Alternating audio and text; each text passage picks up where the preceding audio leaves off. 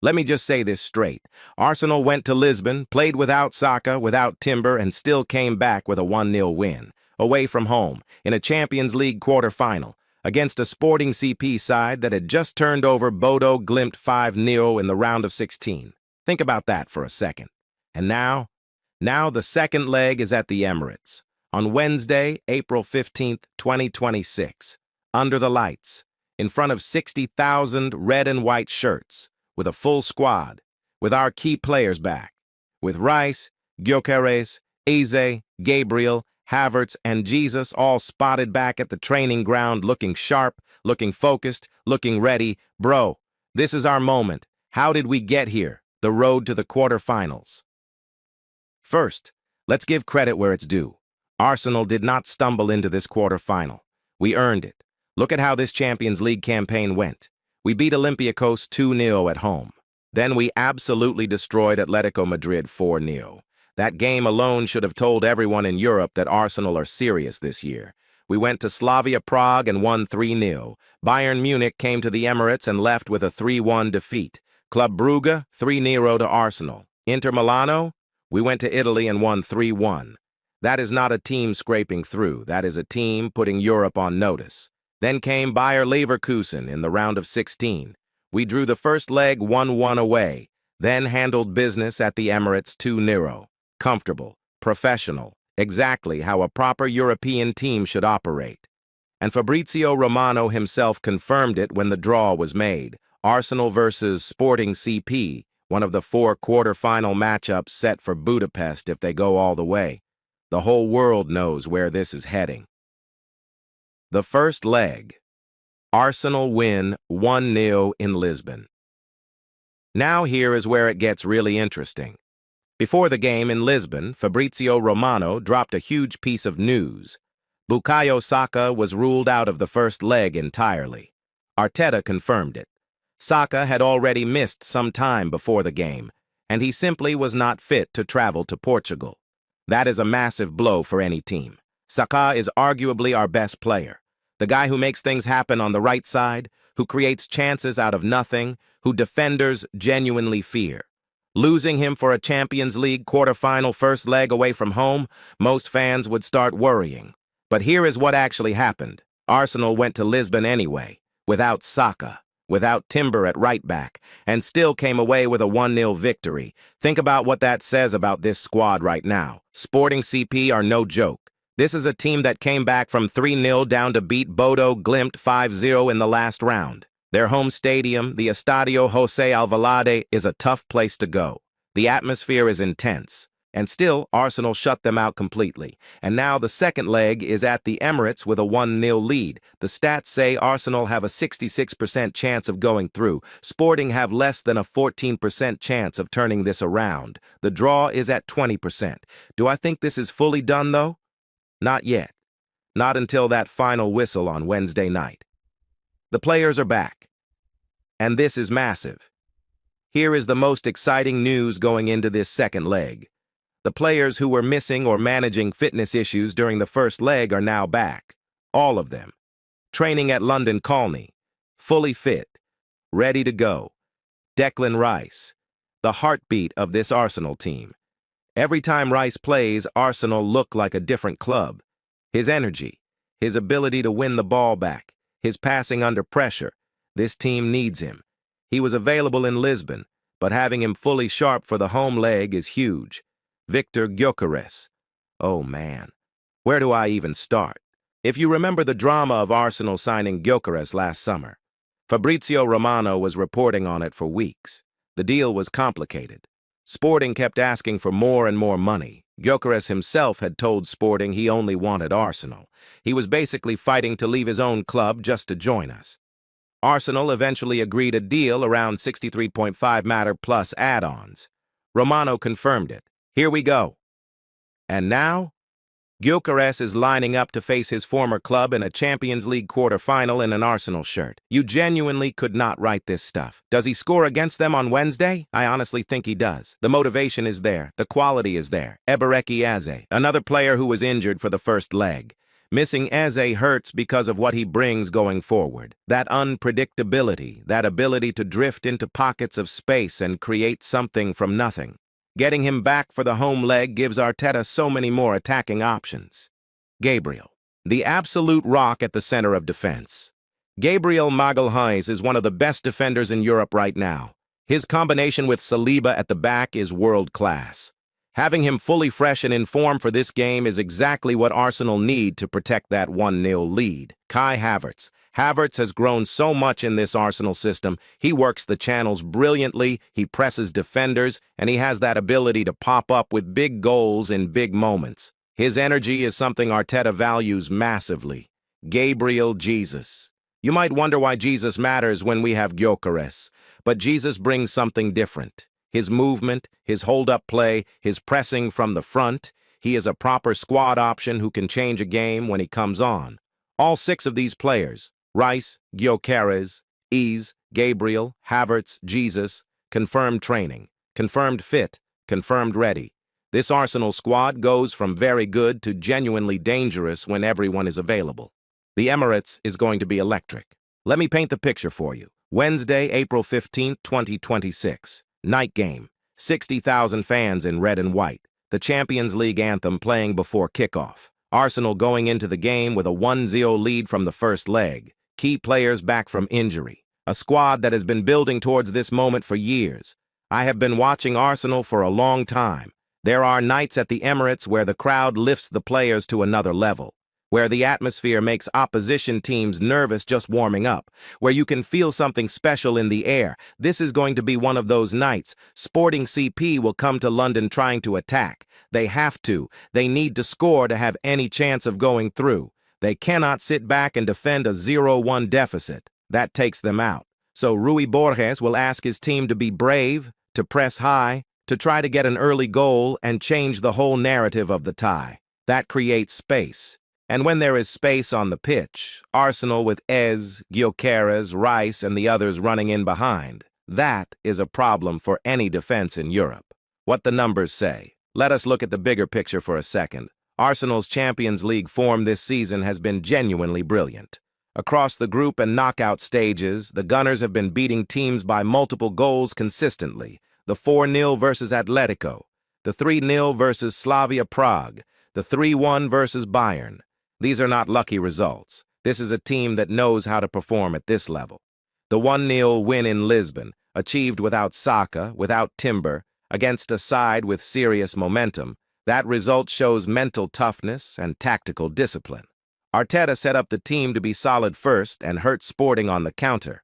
It worked perfectly. Now at home, with the crowd behind them and the full squad available, Arsenal have every reason to be confident. The win probability numbers, 66% for Arsenal, 13.8% for Sporting, tell you everything. The bookmakers, the analysts, the data all point in one direction. But football does not care about percentages on the night. That is what makes this beautiful. The questions. Every Arsenal fan needs to answer. All right, let me ask you something directly. Do you think Gyökeres scores against his old club? Because I genuinely believe he has been waiting for this moment since the day he signed for Arsenal. The chance to go back to Sporting, not as their striker, but as the opposition, and prove he made the right choice. That motivation is real. And what about Eze? Some fans were worried about how he would settle after joining last summer. Has he done enough to convince you he belongs in a Champions League quarterfinal starting at Remain? For me, yes, fully. He has been one of our most creative players this season. Then there is the bigger question. If Arsenal go through on Wednesday, and everything points to them doing exactly that, we are in the Champions League semi-finals. In Budapest, potentially. Against who? Bayern Munich and Real Madrid are in the other quarterfinals.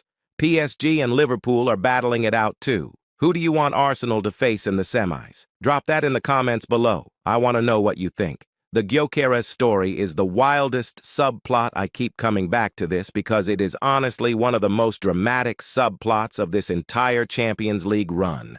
Victor Gyökeres spent 2 seasons at Sporting and scored 97 goals in 102 games. He was basically their whole attack. Their fans loved him. Their season depended on him. Then he decided he wanted Arsenal. Only Arsenal. He reportedly refused to consider other options, including more money from Saudi Arabia. He wanted to play for Arteta in the Premier League at the Emirates. Fabrizio Romano was reporting on those transfer saga developments for weeks. The tension between Sporting and Arsenal, the complicated add-ons, the player pushing for the move to happen. It finally did. Arsenal signed him, and now he is lining up to eliminate Sporting CP from the Champions League. Sporting's fans must be having a complicated time watching all of this unfold. For Arsenal, it is perfect. The striker they fought hard to sign, now delivering in the biggest moments of the season. This is exactly the kind of player you bring in for nights like Wednesday. What Arteta needs to get right. A couple of thoughts on tactics, just from a fan perspective. Arsenal should not sit too deep. A 1-0 lead is good, but it is not completely comfortable. If Sporting get an early goal at the Emirates, suddenly the tie is level and the crowd might get nervous. Arsenal need to be proactive. Keep pressing. Keep the game away from Sporting. The midfield will be key. Rice controlling the tempo, making sure Sporting cannot build any momentum in the middle of the park. If Arsenal win the midfield battle, they win the game. Gyökeres up front, I want him running the channels, using his pace against Sporting's center backs, making their defense think twice about stepping forward. Even if he does not score, his movement creates space for others. And that home crowd? Arteta needs the Emirates to be loud from the first whistle, not just when Arsenal score, from the moment the players walk out, because that crowd can be the difference between a controlled performance and a nervous one. My prediction, Arsenal win this game. Comfortably. I think Gyökeres scores. I think Eze creates at least one chance, possibly gets on the score sheet himself. And I think the Emirates sends Arsenal into the semi-finals with a victory that will be remembered for a long time. Final score, Arsenal 2-0 Sporting CP, 3-0 on aggregate. But look, football does not owe Arsenal anything. The players have to go out there and prove it. Every player, every minute, every challenge. No complacency, no switching off, no assuming it is already done because of the first leg. Wednesday night is everything. This is our time. I have waited a long time to write something like this about Arsenal. A team that goes to Lisbon without Saka and still wins. A team with Gyökeres, Rice, Eze, Gabriel, Havertz, and Jesus, all fit and ready for the home leg. A team one game away from a Champions League semi-final. This Arsenal squad is special. Arteta has built something real. The owners backed the transfers. The players showed up all season. And now we are here, 90 minutes from the Final Four of Europe. If you are going to the Emirates on Wednesday, make some noise. For real. The players need you. The club needs you. This is the kind of night that defines a season. Martin Odegaard, the heart of Arsenal, broken again. Where do I even start with Odegaard, man? This guy has been injured 4 times already this season.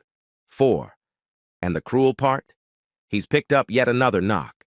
This time during the first leg against Sporting. He was taken off in the 70th minute in Lisbon, and at first, we thought nothing of it. He was celebrating with the team after the final whistle, looked fine. Then boom, he misses Bournemouth, not in the squad at all. Now here's what worries me.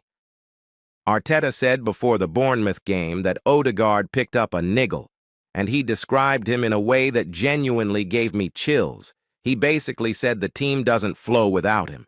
That nobody else connects the players the way he does, that he sets the tone in every phase of play. And you know what? That's not Arteta being dramatic. That's just the truth. You watch Arsenal without Odegaard, and it looks fine. But fine isn't good enough at this stage of the season.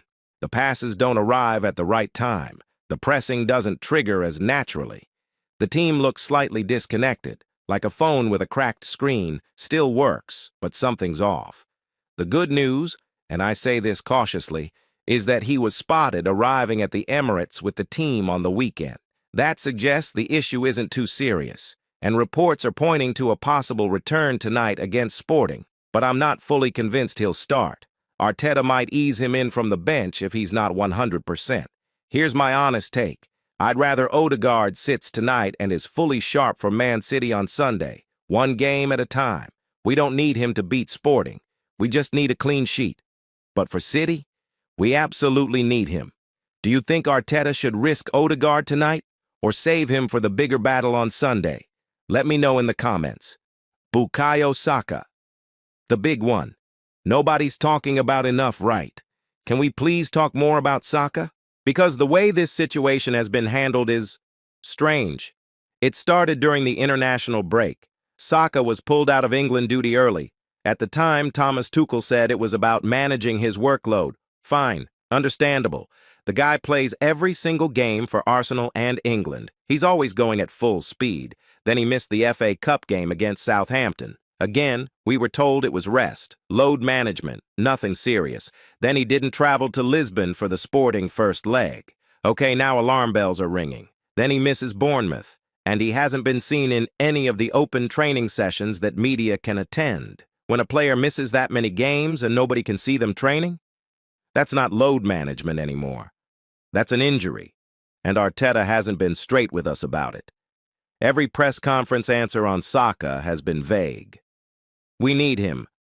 He's important. Hopefully soon. Nothing concrete. Arteta confirmed Saka didn't travel to Lisbon and would miss the first leg against Sporting, but gave no clear timeline for his return. This is the player who has been Arsenal's best attacker all season. The guy who wins penalties, creates chances out of nothing, and terrifies defenders just by receiving the ball. Without him, Arsenal's right side is completely different, completely toothless compared to what it should be. And honestly, I'm not fully convinced he plays tonight. His return is being targeted for either the Sporting second leg or the Man City game. But given he hasn't been spotted training, tonight might still come too early. If Saka doesn't start tonight, what does that mean for the Man City game in 6 days? That's the question I'm sitting with, because we need him for both. And if he's not fit for either, this week could go very badly very fast. Riccardo Calafiori. What is actually going on here? I need to be honest. The Calafiori situation genuinely confuses me. The guy played the full 90 minutes in Lisbon. Full 90. No sign of discomfort, no injury scare, nothing. He gets home from Portugal on a Tuesday night, and by Saturday, he's not even in the squad for Bournemouth. No explanation, nothing from the club. Calafiori has not managed to play consecutive Premier League matches since the start of December, and that stat alone tells you there's a recurring problem here, whether it's an injury they're managing quietly, a fitness issue, or even just precaution. It doesn't really matter. The result is the same. He keeps disappearing from the squad. Now here's where I'm torn. Arsenal might just be protecting him. Calafiori is still a young player in his first season at this level, and maybe the medical staff are being cautious. Playing him in Lisbon and then in a tough Premier League game 3 days later might genuinely be risky for him long term. But the problem is, we need him. Our defense without Calafiori and Timber at the same time is thin, very thin. And the lack of communication from the club just makes everything feel more uncertain than it needs to be. Is he fit for tonight? I genuinely don't know, and that uncertainty is uncomfortable. Piero Hincapié, the bit of good news. We need it all right. Let's talk about something positive for a second, because we deserve it. Piero Hincapié is back. During the international break, Ecuador confirmed he had returned to Arsenal to begin recovery from an injury. He missed the Southampton game, he missed Lisbon, but he was on the bench for the Bournemouth match, which is a great sign, and he'll be pushing hard to start tonight. Now, if you don't know much about Hincapié, he's been quietly impressive in his first season in North London. He's physical, he's composed, and he's exactly the type of left-sided defensive option we need when Calafiori isn't available. He's not a superstar, but he's reliable. And reliability is exactly what Arsenal are crying out for right now. I'm actually quietly excited to see what he does tonight. Fresh legs, point to prove, massive occasion. Sometimes players step up in moments like this. Jurrien Timber, still waiting. This one hurts, because Timber was genuinely playing some of his best football before going off against Everton last month. He's been out for almost 4 weeks now with an ankle problem. He had to withdraw from the Netherlands squad during the international break, which tells you the ankle is genuinely bothering him. And even Arteta doesn't seem to know exactly when he'll be back. Just hopefully soon. Timber hasn't featured for Arsenal since before the latest international break, and his status remains uncertain heading into the Sporting second leg. This matters tonight because without Timber and potentially without Calafiori, Arsenal's defensive depth at left back and central defense is being stretched. Gabriel and White are the anchor, but around them, it's patchwork. The hope is that Arteta gives us a proper update in the pre-match press conference. But honestly, even if Timber is fit, would you risk him from the start in a Champions League quarter-final? Probably not. He'd need a few training sessions first. Mikel Merino, the long one. If you haven't been following the Merino situation, he had foot surgery back in February. That's a long time out. And initially, it looked like his season was basically over. But here's the thing. Arteta's recent update on him was actually more positive than expected. The manager said Merino is out of his boot, doing exercises, and that the recovery is going better than anticipated. He even said there might be a chance to speed up the timeline. Now, I'm cautiously optimistic. Merino was class when he was fit earlier this season. That power, that physicality, that ability to arrive late in the box, Arsenal genuinely missed that profile. There's also personal motivation for him. The World Cup is coming up this summer, and if he wants to be in that Spain squad, he needs to play again this season. So you can bet he's pushing himself as hard as possible in rehab right now. Is there a chance we see him before the season ends? I think yes. Not tonight. Not Sunday. But maybe in the final few games? I'd put it at 40–50%. That's not nothing. The bigger picture. What does all this mean? Okay. Step back. Let's think about what this injury list actually means for Arsenal's season. Tonight against Sporting, we're holding a 1-0 lead. A 0-0 draw gets us through. Even without Saka and Odegaard, this is manageable. Sporting need to score. We just need to be solid. Arsenal without their stars can still defend, can still be organized, and Arteta knows how to set up a team to hold a lead. I'm not panicking about tonight, if I'm honest. I think we get through. But Sunday, Man City away. That's a completely different conversation. City are still in this title race. Arsenal need points. And without Saka in particular, their most dangerous attacker, going to the Etihad and getting something is genuinely difficult. City know how to exploit space on the right side. Without Saka's energy and threat, that right flank becomes a concern. This is why the next 48 hours of fitness updates matter so much. If Saka and Odegaard both make it through tonight and come through okay, the City game becomes much more hopeful. But if one of them picks up something tonight or isn't right by Sunday, that's when you start to worry about this season really slipping away. And here's a question I want you to think about. Does Arteta even start both of them tonight if they're only 80% fit? Or does he rest them completely and trust the squad to get the job done against Sporting? What would you do? The injury record. This season, a worrying pattern. Let me just say this clearly. Arsenal's injury record this season has been shocking. Odegaard alone has had 4 separate injuries. Saka keeps picking up little knocks. Merino was out for months. Timber has now had 2 injury spells. Calafiori can't string back-to-back Premier League games together since December. This isn't bad luck anymore. This is a pattern. And it raises some real questions. Are Arsenal overloading their key players? Are they playing injured players when they should be resting them? Is the Medical and Sports Science Department at London Colney doing enough to keep these guys fit? Odegaard's injury record this season is so concerning that it's beginning to raise questions about his long-term future at Arsenal beyond this campaign. That's a conversation that started in the background, quietly, for now, but it's there. And if Arsenal end this season with nothing, it gets louder. Final thoughts. Can Arsenal actually survive this week? Here's where I land on all of this. Tonight, yes. I think Arsenal get through. The 1-0 lead gives us a cushion. The squad, even depleted, has enough to hold off Sporting for 90 minutes. Hincapi is back. Eze returned against Bournemouth and showed quality.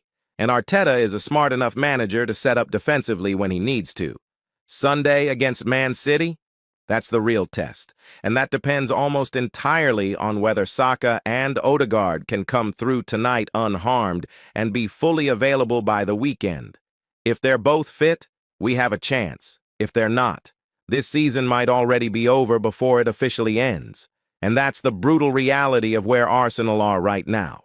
A club with real Champions League ambitions, a squad that was supposed to be ready to compete at the highest level, being held back by injury after injury after injury. It's frustrating, it's heartbreaking at times, but it's still not finished. So I want to hear from you. Do you think Saka and Odegaard play tonight? And what lineup do you want to see Arteta put out? Drop your predicted lineups in the comments. Let's see how creative we can get. Being an Arsenal fan isn't easy. Never has been. We've spent years watching trophies go to other clubs. We've sat through injuries, false dawns, and almost seasons more times than any of us want to count. But here's what I know. This club is still in the Champions League quarterfinals. We're still in the title race. Both competitions are still alive. Both are still winnable. And nights like tonight at the Emirates, under the lights, backs against the wall, everything on the line, that's when Arsenal have to stand up and prove they belong at this level.